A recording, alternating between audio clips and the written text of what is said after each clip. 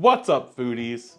Alright, foodies, I've bought my first $200 Wagyu steak. Very expensive cut of meat. Wagyu beef is by far not a cheap cut of meat, and it is one of the most expensive cuts you can buy. It's not something you do every day, and it's something you want to cook right. I'm going to show you how to cook the perfect Tomahawk Wagyu steak. So let's get into it.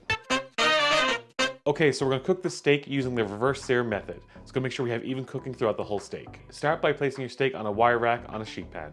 This is going to allow the air to circulate around the meat as it cooks to help promote even cooking. For Wagyu steak, I like to keep it nice and simple. I like to taste the flavor of the meat, so we're just going to generously coat this with kosher salt. Make sure you give it a nice coating all around. Once you've seasoned your meat, place it into the fridge on the wire rack and leave it for 4 to 24 hours. What we're doing here is a dry brine. What it's going to do is help the salt penetrate the meat. When you're ready to cook your steak, take it out of the fridge and place the meat probe into the center of the steak. I'm using the meter probe here. If you'd like to get one, you could get 10% off your first order. Links in the description below. And if you have another meat probe, that's fine, use it as well. You want to make sure you have a meat probe while doing this because you want to make sure you hit the exact temperature you're looking for. I'm shooting for a medium steak here, about 145 to 150 degrees Fahrenheit. I think Wagyu is served best at this doneness. I usually shoot for a rare to medium rare with my normal cuts of beef, but there's a lot of fat in Wagyu cuts. So I want to make sure the fat's nice and rendered when it's cooked, and hitting a medium is going to help achieve that. Now place your Wagyu into a cold oven and set the temperature to 250 degrees Fahrenheit and turn it on. Keep an eye on the temperature of your steak and pull it from the oven when it's about 5 to 10 degrees from the desired temperature you like to reach. So I'm shooting for 145, I'm going to pull it out around 135 to 140. The reason you want to do this is your steak's going to continue to cook when you pull it from the oven, so you want to give it a few degrees to move. Now at this point, your steak's not going to look very appealing, it's going to look kind of bland, gray, not very colorful. So what we need to do is give it a nice sear. So I have a Tomahawk.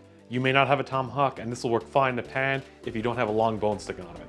I have a long bone sticking out of mine, so I'm going to turn on the flat top on my grill and we're going to cook it out there. Once your grill is ripping hot, take your steak and place it onto the grill.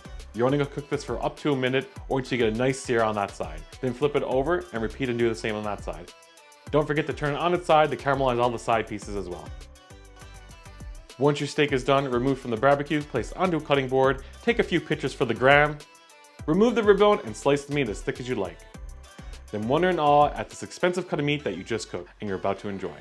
Now I know this is an expensive cut of meat, it's not something you're going to buy every day, but it is a cut of meat that goes a long way. You're not going to sit down and eat this whole steak by yourself. It's very rich like foie gras. So you're going to cook your steak, cut it in slices. This steak's probably going to serve 3 to 4 people, a couple pieces each. That's all you need. It's really rich, really tasty. I know not everyone's going to get a chance to try it, but if you do come across a chance to try this steak, give it a shot. You're going to love it. It's like nothing you've ever had before. Follow these steps and you'll make the perfect Wagyu steak. If you like this video, give a thumbs up, subscribe down below. Until next time, Foodie out.